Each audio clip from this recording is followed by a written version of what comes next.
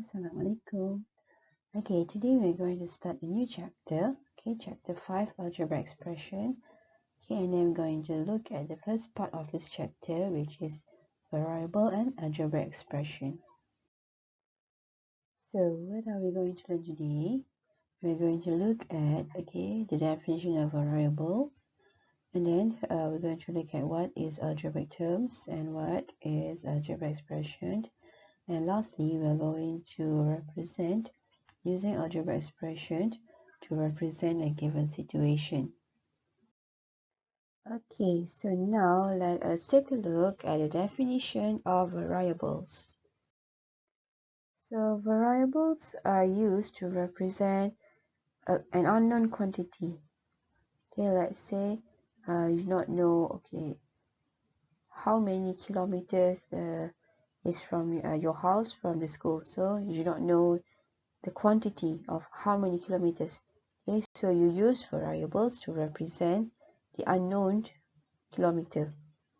Okay, and you can use a small letter, A to Z, to represent variables.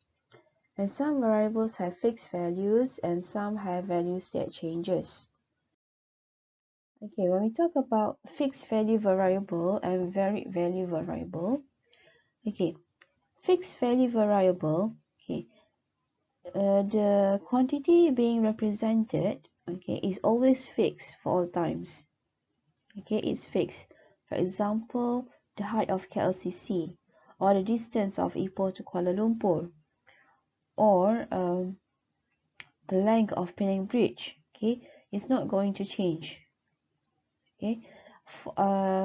And for varied value variable, the quantity represented changes with times.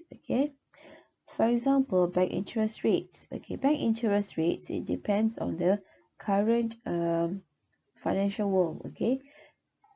Usually, sometimes it changes, sometimes it's fixed. And then you have here monthly water bills. This also changes. It doesn't fix. We can use variable to represent a situation. For example, here you have 25 plus, you don't know this number, equals to negative 45. This is what we call the unknown. We do not know what is this number. So you can use variable to represent this. Instead of the box, you can use variable. So you can use y, 25 plus y equals to negative 45, where y represents the unknown number in the box. Let's look at the second example. A few buses can be used to transport several tourists from Europe. You do not know how many buses they use, and you do not know how many tourists are there. So you use variables to represent these two quantity. The number of buses and the number of tourists. So you can write it down as and buses can be used to transport and tourists from Europe. So now we move on to algebraic terms. Algebraic terms consist of coefficient, number, and variables.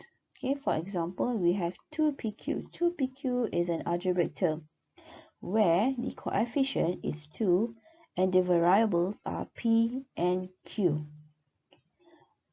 Other examples of algebraic terms, we have 4rst or 1 over 2 xy, or you can also have just an a where the coefficient in front is actually 1, or you could also have 7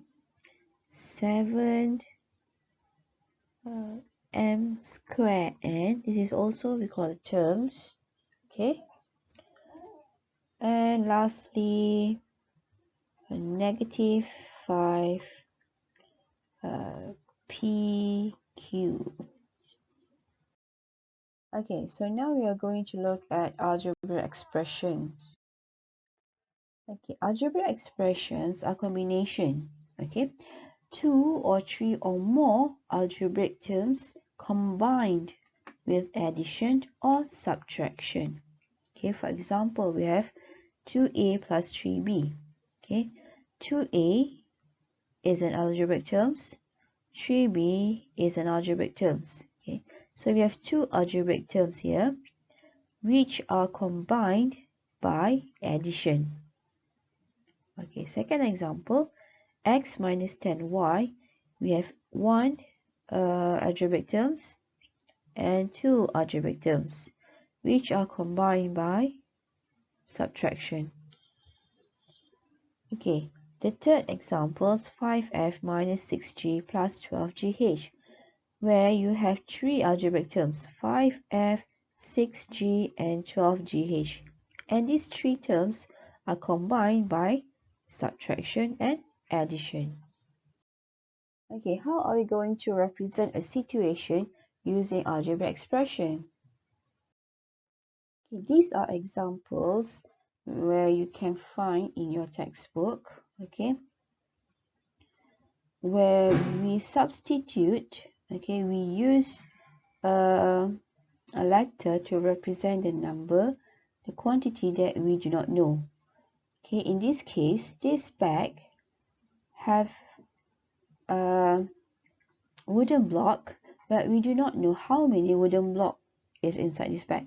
Okay, so we substitute or we represent the unknown quantity of the wooden block with a letter x. And then we look at the second example. The second part where it says here three blocks are put inside the bag. Okay, so the original number is x. We add 3 more, so x plus 3. Okay, and then the third one, 4 blocks are being taken out. Okay, the original number is x blocks, and then you minus 4 blocks, so x minus 4. Okay, what if the blocks you have to divide it equally to 2 students? Okay, the original number of block is x. You're going to divide into 2, so x over 2. Okay, so that's all from me today. Okay, so this is just an introduction. Okay, so I hope you have no problem in understanding all my explanation. Okay, feel free to ask if you have any questions, and bye bye.